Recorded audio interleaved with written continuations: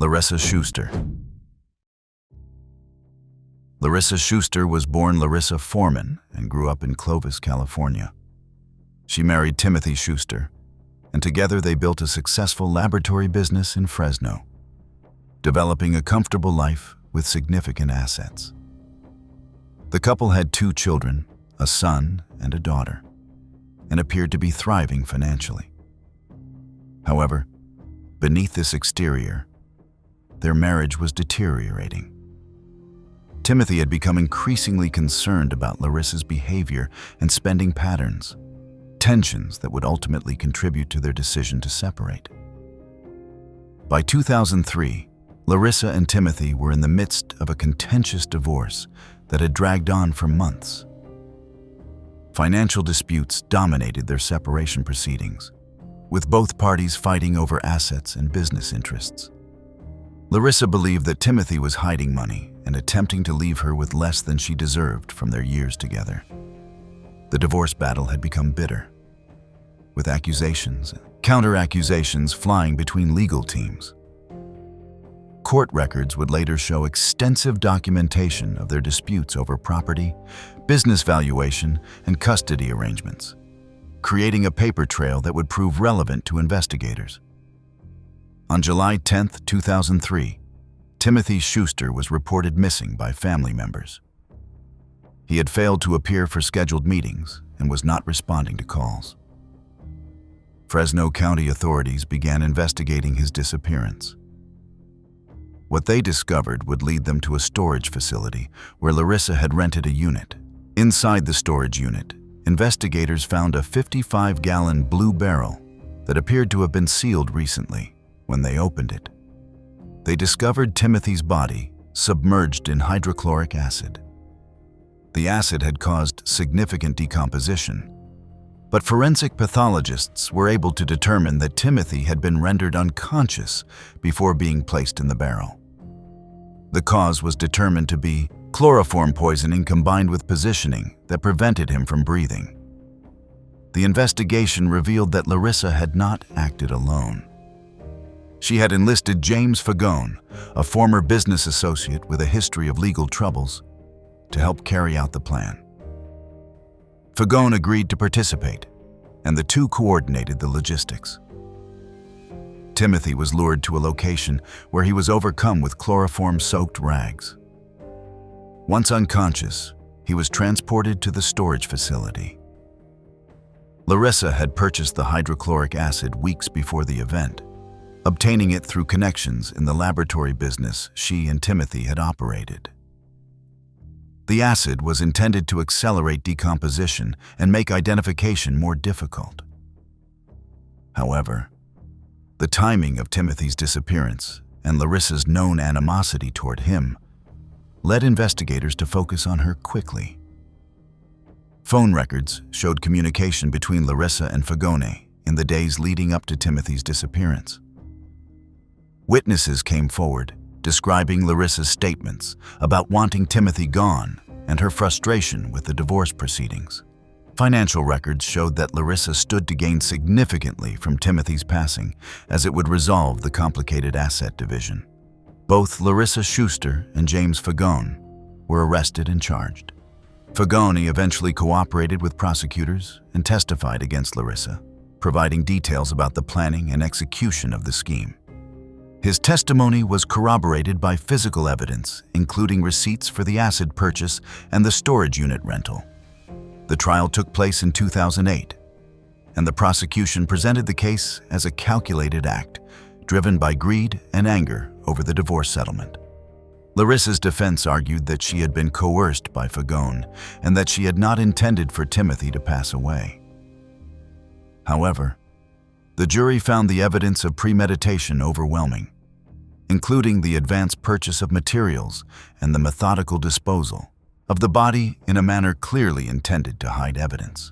Testimony from forensic experts detailed how the combination of chloroform and positioning had prevented Timothy from breathing, even before the acid began affecting his body. In 2018, Governor Jerry Brown commuted Larissa Schuster's sentence to life with the possibility of parole, making her eligible to seek release after serving more than 15 years of her term. Despite testifying against Larissa, James Fagoni was sentenced to life in prison without the possibility of parole in 2006, as the jury did not accept his defense that he acted under duress. While Larissa's case shocked the Central Valley, Southern California would soon witness a conspiracy of its own. Monica Cementilli.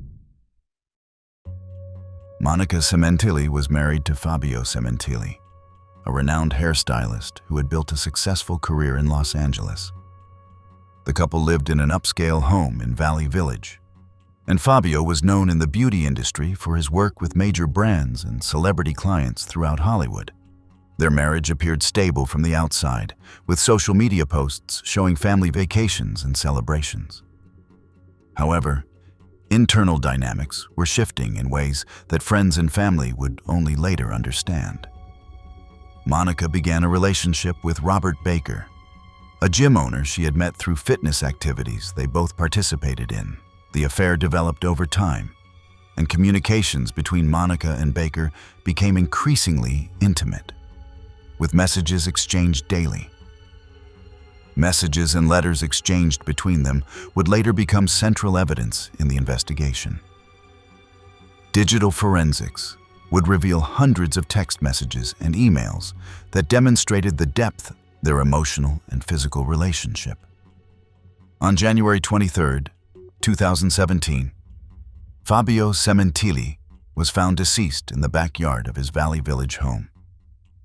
He had been struck repeatedly and stabbed numerous times, with wounds covering his body.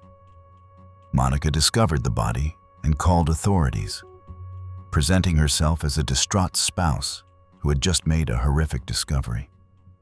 Los Angeles Police Department detectives responded to the scene and began processing evidence with specialized forensic teams. The attack had been brutal, suggesting a personal motive rather than a random home invasion or robbery gone wrong. There were no signs of forced entry, which indicated that either Fabio had let someone in or the person had access to the property. The positioning of the body and the nature of the wounds suggested someone had ambushed Fabio from behind, giving him little chance to defend himself. As investigators delved into Fabio's life, they learned about Monica's affair with Robert Baker. Phone records showed extensive communication between Monica and Baker in the days leading up to Fabio's passing. Surveillance footage from the neighborhood showed Baker's vehicle in the area around the time of the incident. During the investigation, authorities discovered letters and messages that Monica and Baker had exchanged while Baker was briefly held on unrelated matters.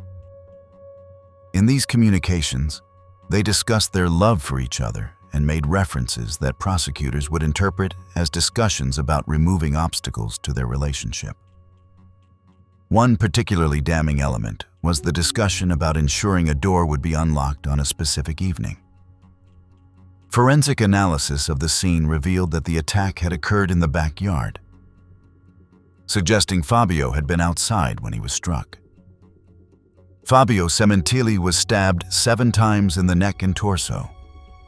While he suffered blunt force trauma, the primary cause of death was sharp force injuries from a knife. Both Monica Cementilli and Robert Baker were arrested and charged with conspiracy to commit the act. The prosecution's theory was that Monica had orchestrated the plan, providing Baker with access to the home and ensuring she would not be present during the attack. The financial motive was also examined, as Monica stood to inherit Fabio's estate and life insurance policies.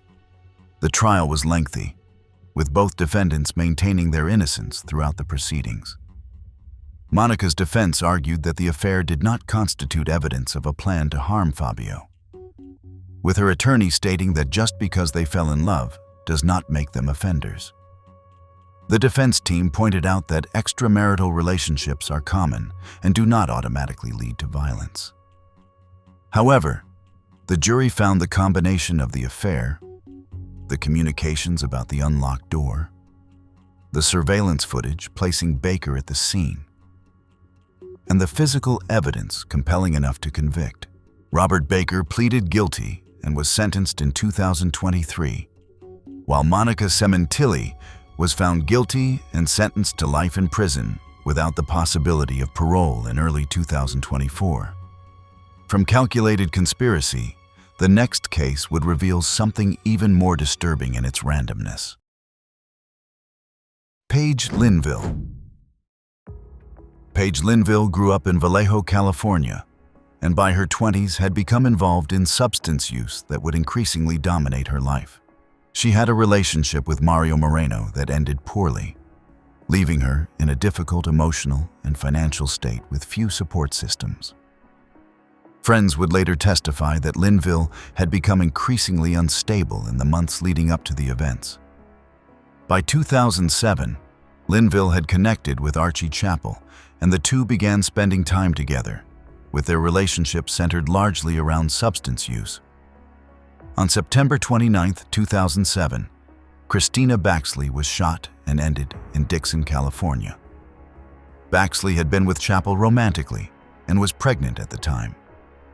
A second victim, Amanda Tan, survived being shot but could provide information to investigators.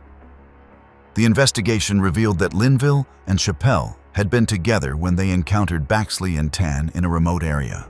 According to testimony, substances including methamphetamine had been used by both perpetrators in the hours before and during the events, while substance use played a role. The prosecution demonstrated that the motive was robbery and carjacking, as the pair took the victim's vehicle and personal effects after the shooting. Forensic analysis of the crime scene showed that the victims had been in vulnerable positions when they were shot, suggesting they were not perceived as threats. Ballistics evidence connected the weapon used in the shooting to Chappell, but witnesses placed Linville at the scene. Linville initially claimed she had been present but not a participant, stating she was scared and did not know what was happening. However, testimony from Amanda Tan and other witnesses contradicted this version, indicating that Linville had been actively involved. The case went to trial with both Linville and Chappell facing charges. Chappell's trial resulted in a hung jury initially, with jurors unable to reach unanimous agreement on his level of culpability, but he was eventually convicted in a subsequent proceeding. Linville was convicted in 2013 after a trial where prosecutors presented witness testimony, forensic ballistics, and evidence of the defendant's substance use leading up to the events. She received a sentence of 50 years to life, meaning she would not be eligible for parole consideration until serving the minimum term.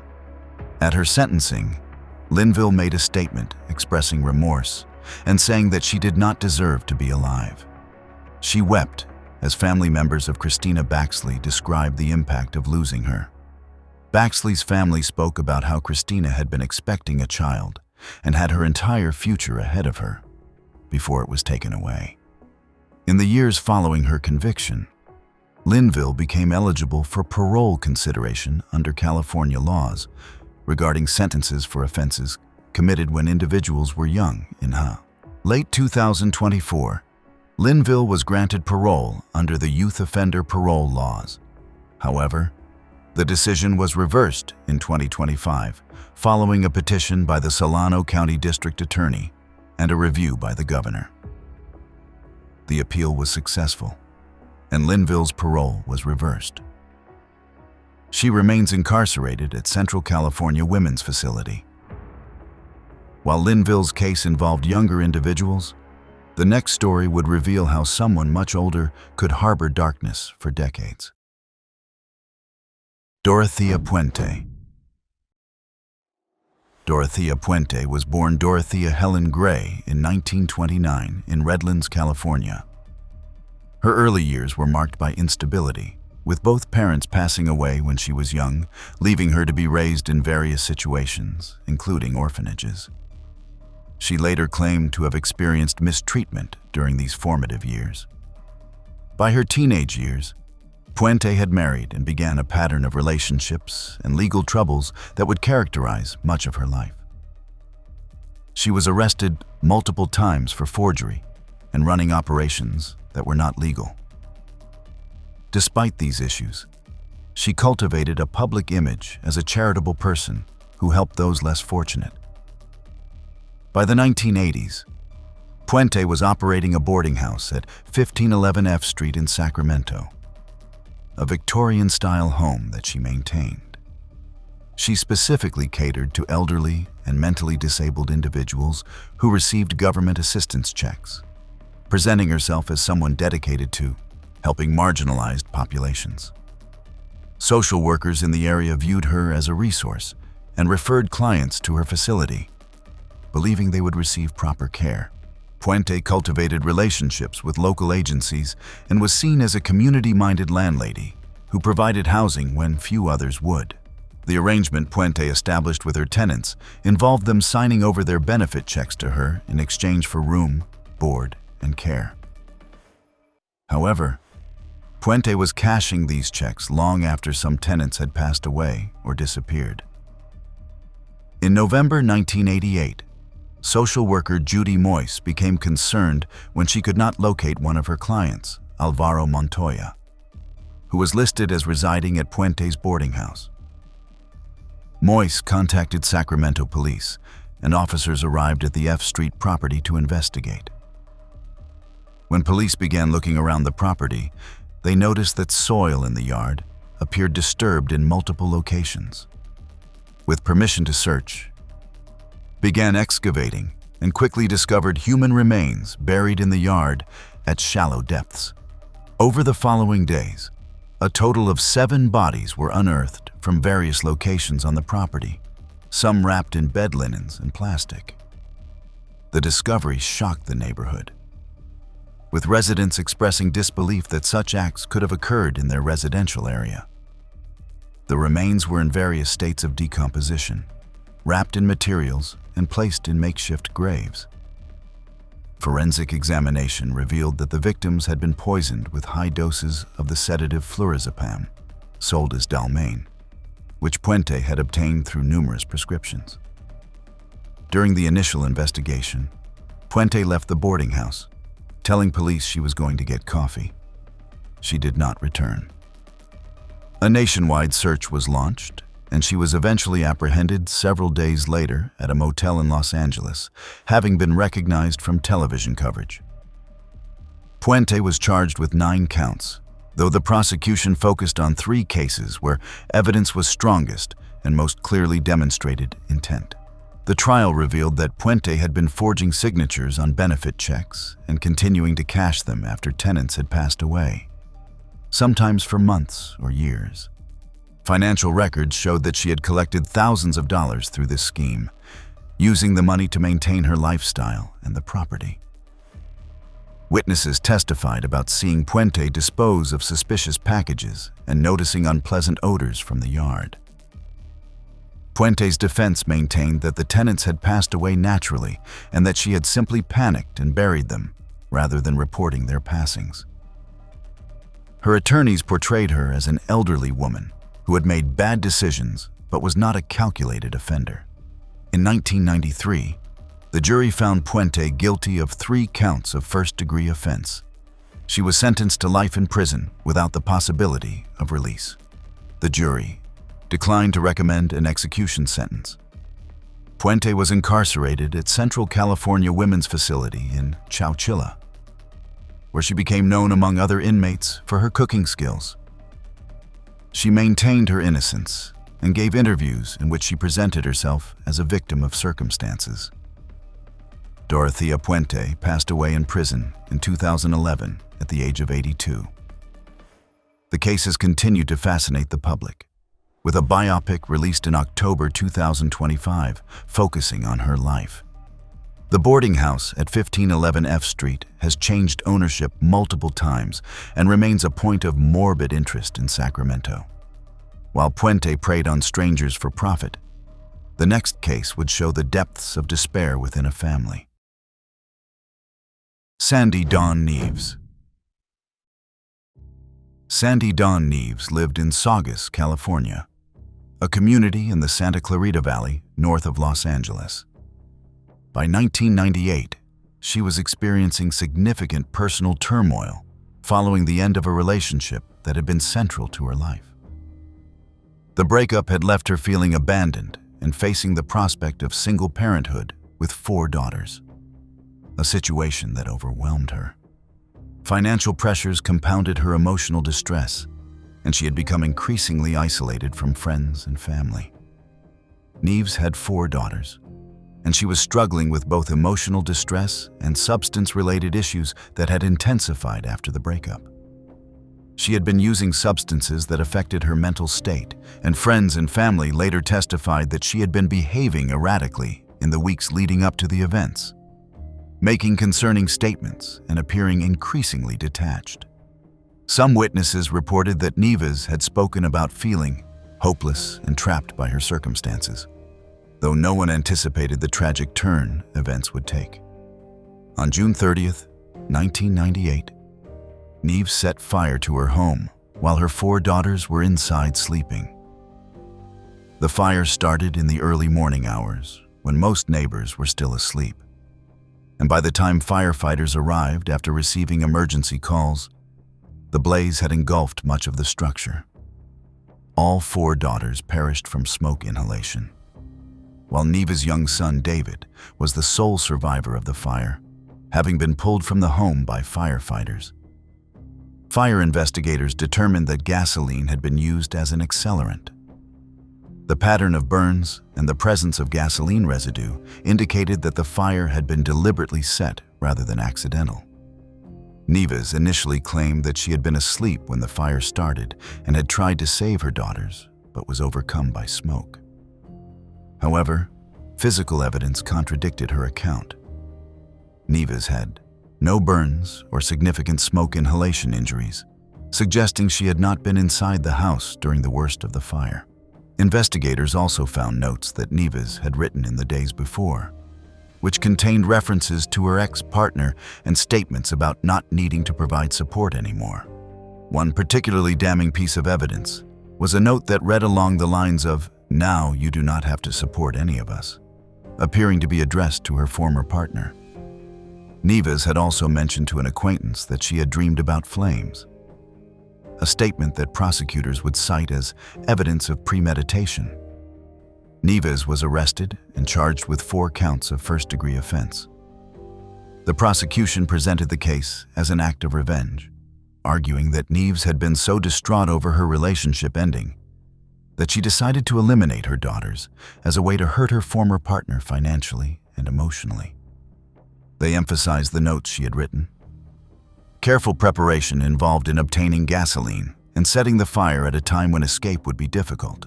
The defense argued that Neves had been in a state of delirium caused by substance use and that she had not been capable of forming intent.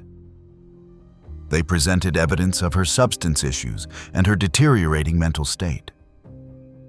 However, the jury found that the evidence of planning, including the acquisition of gasoline and the notes she had written, demonstrated premeditation. Sandy Dawn Neves was convicted and sentenced to execution. In 2021, her sentence was overturned on appeal due to judicial bias concerns during jury selection. The California Supreme Court vacated her death sentence in 2021 due to the trial judge's prejudicial comments. While her convictions for murder stood, the case was remanded, resulting in a life sentence without the possibility of parole. Neves remains incarcerated at Central California Women's Facility. If you've made it this far and enjoy deep dives into the most shocking criminal cases, hit that subscribe button and don't forget to press the bell icon. From desperate acts born of broken relationships, the investigation now turns to calculated schemes driven by even darker motives. Angelina Rodriguez. Angelina Rodriguez was born in 1968 in New York and worked various labor positions throughout her adult life. She had been married multiple times by the time she met Frank Rodriguez, her 4th husband, in California. The couple married and settled in Montebello, where Frank worked steadily to provide for the family. Angelina had a daughter from a previous relationship, and the family appeared to be managing despite financial pressures. What investigators would later discover was a disturbing pattern stretching back years. In 1993, Angelina's infant daughter from a previous relationship had passed away under circumstances that were initially ruled as natural. Angelina had collected a life insurance payout following that passing, which at the time raised no suspicions. The case was closed, and Angelina continued with her life.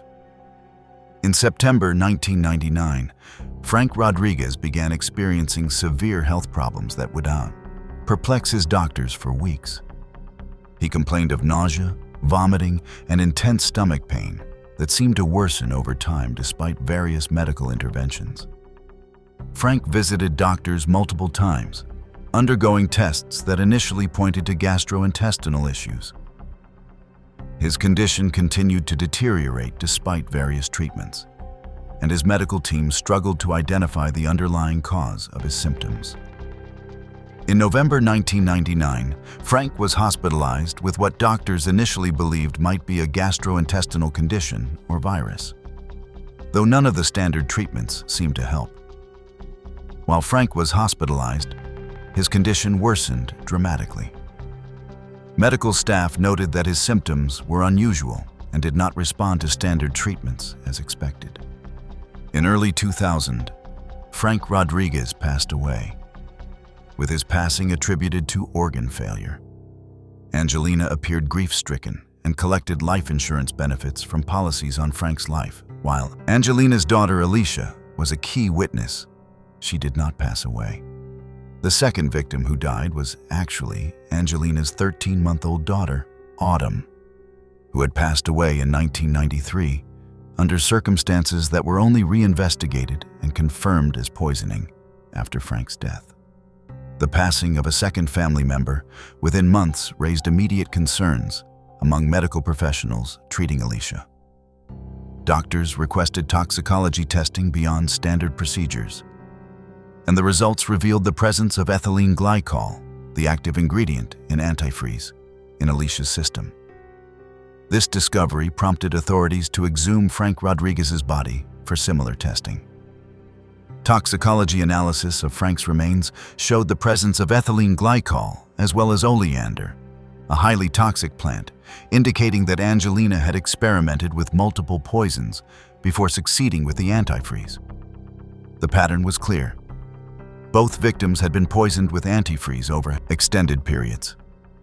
Antifreeze poisoning causes symptoms that can mimic natural illness, making it a method that had historically been difficult to detect without specific testing. Investigators reviewed Angelina's history and discovered the earlier passing of her infant daughter in 1993. Though that case had been closed years before, the pattern of multiple family passings, followed by insurance claims, created a compelling circumstantial case. Witnesses came forward stating that Angelina had made comments about financial difficulties and had seemed particularly interested in insurance policies. Additional investigation revealed that Angelina had attempted to stage a gas leak in the home shortly before Frank's final hospitalization, suggesting she had explored multiple methods. Prosecutors theorized that the antifreeze poisoning had been gradual, administered in small doses mixed into food or drinks over weeks or months, which explained why Frank's symptoms had been persistent but initially misdiagnosed. Angelina Rodriguez was arrested in 2000 and charged with 2 counts of first-degree offense for the passings of Frank and Alicia. The trial focused heavily on the toxicology evidence and the pattern of insurance claims following family passings, with prosecutors presenting a timeline that showed repeated instances of financial benefit following tragic events. Expert witnesses testified about how antifreeze poisoning works in the human body, explaining that small doses administered over time can cause cumulative damage while mimicking other illnesses, making detection difficult without specific testing protocols. Angelina maintained her innocence throughout the proceedings, claiming that she had no knowledge of how antifreeze could have entered her husband's and daughter's systems. and suggesting that they might have accidentally consumed it somehow. The jury convicted her on both counts in 2004, and she was sentenced to execution. For 20 years, Rodriguez remained on death row at Central California Women's Facility, continuing to assert her innocence and filing various appeals. In late 2024, a Los Angeles judge upheld her death sentence despite the statewide moratorium on executions. However, due to the governor's 2019 executive order, she remains on death row with no current execution date, effectively serving a life term. She remains incarcerated at Central California Women's Facility. While Rodriguez worked slowly with poison, the next case would show that some were willing to take more direct action for far less money. Brooke Marie Rotiers. Brooke Marie Rotiers worked as an individual offering encounters in the Corona and Riverside areas of California. By 2006, she had developed a pattern of using motel rooms to meet clients she contacted through various means. What some of these clients did not realize was that Rotiers had intentions beyond the agreed-upon transactions. On March 28, 2006, Marvin Gabriel, a 61-year-old man, checked into a motel in Corona after making arrangements through communications with Rotiers. Gabriel had responded to an advertisement and arranged to meet Rotiers at the motel for what he believed would be a straightforward transaction. When staff entered the room the following day during routine cleaning, they found Gabriel's body on the bed, in a position that immediately suggested foul play. He had been bound with tape and rope in a manner that caused positional asphyxia, where the placement of the body prevents the victim from inhaling or exhaling properly, eventually leading to suffocation. Less than 2 months later, on May 18, 2006, Milton Chavez, a 47-year-old man, was found deceased in similar circumstances at another motel in the Corona area. Chavez had also been bound with tape and positioned in a way that would gradually cause suffocation. Both men's wallets and personal belongings had been taken from the motel rooms. Corona Police Department recognized the similarities between the two cases and began investigating whether they were connected through a single perpetrator. Motel staff at both locations provided descriptions of a woman who had been seen entering rooms with the victims, and some recalled distinctive features that would later match Rotiers. Surveillance footage from one of the motels captured images of Rotiers entering and leaving the building, providing visual evidence that would prove crucial to the investigation. The timestamps on the footage corresponded with the estimated times of the passings based on forensic analysis. Investigators also discovered that phone records showed calls between Rotiers and both victims in the days before their passings. Credit card receipts showed that someone had used the victims' cards shortly after they were last seen alive. With the transactions occurring at locations Rotiers was known to frequent. Rotiers was arrested and charged with 2 counts of first-degree offense with special circumstances for financial gain. The prosecution presented evidence that Rotiers had lured the men to the motel rooms with the intention of robbing them, and that the method of binding them was designed to eliminate witnesses. Forensic experts testified about the specific technique used in the bindings. The positioning of the tape and rope created a situation where victims would gradually lose the ability to keep themselves in a position that allowed breathing, leading to what prosecutors described as a slow and terrifying end. The judge in the case noted during sentencing that the passings were prolonged and not quick, emphasizing the suffering involved. Rotiers' defense argued that she had not intended for the men to pass away and that the bindings were meant only to prevent them from following her after she took their belongings. However, experts testified that anyone familiar with restraint techniques would know that the specific method used would result in suffocation. In 2010, Brooke Marie Rotiers was sentenced to life in prison without the possibility of parole. She is currently incarcerated at the Central California Women's Facility as of 2025, but she was not sentenced to death. The case received attention due to the calculated nature of the scheme and the particularly cruel method employed. The victims' families expressed frustration that the men had been targeted during vulnerable moments and that someone had exploited that vulnerability for such minimal financial gain. The motive was found to be purely financial, as rentiers stole the victims' wallets and credit cards, which she used to spend approximately $1,000 on personal items and motel rooms immediately following the murders. From motel rooms where strangers met their end, the next case takes us into a home where family bonds twisted into something unrecognizable. Kathy Lynn Saranana. Kathy Lynn Saranana was originally from Washington State and married Raul Saranana, with whom she relocated to California seeking better opportunities. The couple had taken in two of Raul's nephews, Ricky and Conrad Morales, who had come to live with them under circumstances that were meant to provide stability for the boys after difficulties in their previous living situations. Ricky was residing with the Sarananas in their Fontana home, while Conrad had initially been living with the family in Washington before being transported to California to join his brother. The family kept a low profile in their neighborhood, with few social connections and limited interaction with neighbors or community members. In December 2005, authorities discovered the remains of 11-year-old Ricky Morales in a closet inside the Saranana home, while the remains of 13-year-old Conrad were found encased in a trash can filled with concrete in a storage unit. Forensic examination conducted by the coroner's office documented numerous injuries on both bodies. The evidence showed patterns consistent with repeated trauma over an extended period, including healed fractures, burns, and scarring. Medical examiners determined that the brothers had been subjected to prolonged mistreatment before their passings. San Bernardino County Sheriff's Department launched an investigation that focused on the Saranana household. Neighbors were interviewed, and several reported that they had rarely seen the boys outside the home and that the family kept to themselves. Some witnesses recalled seeing signs of distress but had not reported them to authorities at the time. Both Kathy and Raul Saranana were arrested and charged with multiple counts, including felony offenses and infliction of harm. The prosecution presented evidence that the brothers had been kept in conditions amounting to captivity, denied adequate food and medical care, and subjected to what the judge would later describe as mind-numbing treatment.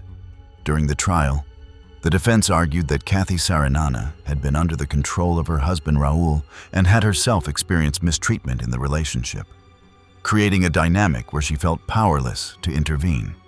The battered woman syndrome defense was presented, suggesting that Kathy had been too frightened of Raul to intervene or to seek help for the boys, and that her own trauma had impaired her judgment and ability to act. However, prosecutors countered that evidence showed Kathy had actively participated in the mistreatment and had opportunities to seek assistance that she did not take, including moments when she was alone with the boys and could have contacted authorities. Testimony revealed that school officials had documented unexplained absences and had attempted to follow up with the family, but their inquiries were deflected. By the time investigators became involved after the bodies were discovered, it was clear that multiple systems had failed to protect the boys.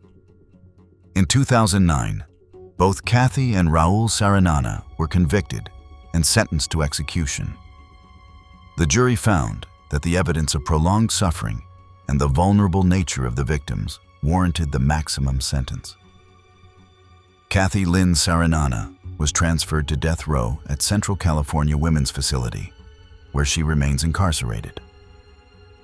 While the Saranana case involved family members, the next story reveals how some predators sought out strangers to satisfy even darker impulses. Janine Marie Snyder.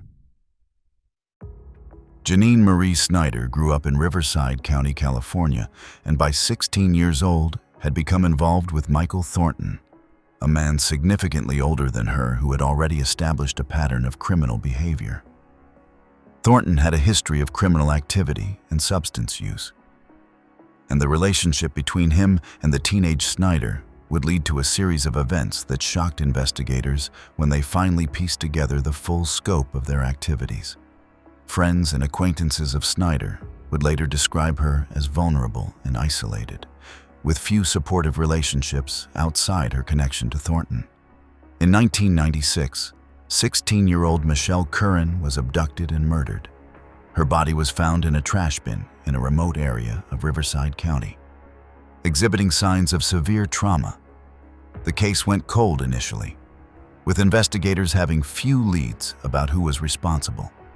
5 years later, in 2001, Jesse Peters, also a young person from the area, disappeared under similar circumstances. Peters's body was found in Jurupa Valley, and the condition of the remains indicated a pattern similar to the earlier case. Evidence at the scene led investigators to connect the two cases and to focus on identifying potential suspects who had been in the area during both time periods. The break in the case came when someone who knew Thornton and Snyder came forward with information. This witness provided details about conversations in which Thornton had discussed acts he had committed, and Snyder's involvement became apparent through her own statements to acquaintances. Both Janine Snyder and Michael Thornton were arrested and charged with multiple counts related to both victims. The prosecution presented evidence that the two had worked together to lure the victims to remote locations where they were held against their will. Forensic evidence from the scenes included DNA material that linked both defendants to the victims. During the trial, Snyder's defense argued that she had been coerced by Thornton, who was older and had significant influence over her during her teenage years. They presented evidence that Snyder had experienced trauma in her own life and that Thornton had exploited her vulnerability. However, prosecutors argued that Snyder had been a willing participant who had opportunities to refuse or seek help but chose not to do so. Testimony from forensic experts detailed the nature of the harm inflicted on the victims, which included elements that suggested planning and deliberation rather than impulsive acts. The prosecution emphasized that both victims had been held for extended periods before being ended, indicating sustained criminal activity. In 2006, Michael Thornton was sentenced to death, while Janine Marie Snyder was sentenced to life in prison without the possibility of parole for her role in the murders. The jury determined that the evidence showed both defendants had participated actively in the crimes and that special circumstances applied. Janine Marie Snyder was sent to death row at Central California Women's Facility. In October 2024, Michael Thornton passed away while incarcerated, closing that chapter of the case. Snyder remains on death row as of 2025. From crimes involving strangers, the final case brings us to the most intimate betrayal of all. Manling Tsang Williams. Manling Tsang Williams was married to Neil Williams, and the couple lived in Rowland Heights, California with their 2 sons in what appeared from the outside to be a stable household. From outward appearances, the family seemed to be managing typical suburban life, with Neil working to support the household and the boys attending local schools. However, Manling had become involved in an affair with a man she had met, and this relationship became central to her life, consuming her thoughts and reshaping her priorities. She began spending increasing amounts of time away from the family and became emotionally distant from Neil and the boys. By 2007, Manling had begun planning a future that did not include her husband and sons, discussing her vision with her lover in detailed conversations. She had discussions with her lover about starting a new life together. But Neil and the boys represented obstacles to this plan that she believed needed to be removed. Rather than pursuing separation or custody arrangements, Manling decided on a more permanent solution. In August 2007, Manling Williams herself called emergency services to report finding her husband and sons deceased. She reported that her sons were not responsive and begged for help, saying something was terribly wrong with both of them. When paramedics arrived, they found both boys in their beds, and attempts to revive them were unsuccessful. Forensic evidence proved that Manling smothered her sons, Ian and Devon, while they slept, and then ambushed Neil with a sword when he returned home from his shift as a grocery store manager. Neil fought back and managed to disarm Manling, but he had sustained severe injuries. He passed away from his wounds shortly after. Police arrived at the scene to find Manling present and Neil's body in the home. Manling initially claimed that an intruder had been responsible for the attack on Neil, but inconsistencies in her account immediately raised suspicions. There were no signs of forced entry, and physical evidence suggested that the attack had occurred in a manner inconsistent with an unknown intruder scenario. Investigators discovered a bloody cigarette box at the scene that would become key evidence. DNA analysis linked the blood to Neil, and the positioning of the box suggested it had been present during the attack. Phone records revealed the affair and showed frequent communication between Manling and her lover. As the investigation progressed, evidence emerged that the boys had been ended first, while Neil was away from the home. Manling had then waited for Neil to return and discover them, using his distress as an opportunity to attack him. The calculated nature of the timing suggested significant premeditation.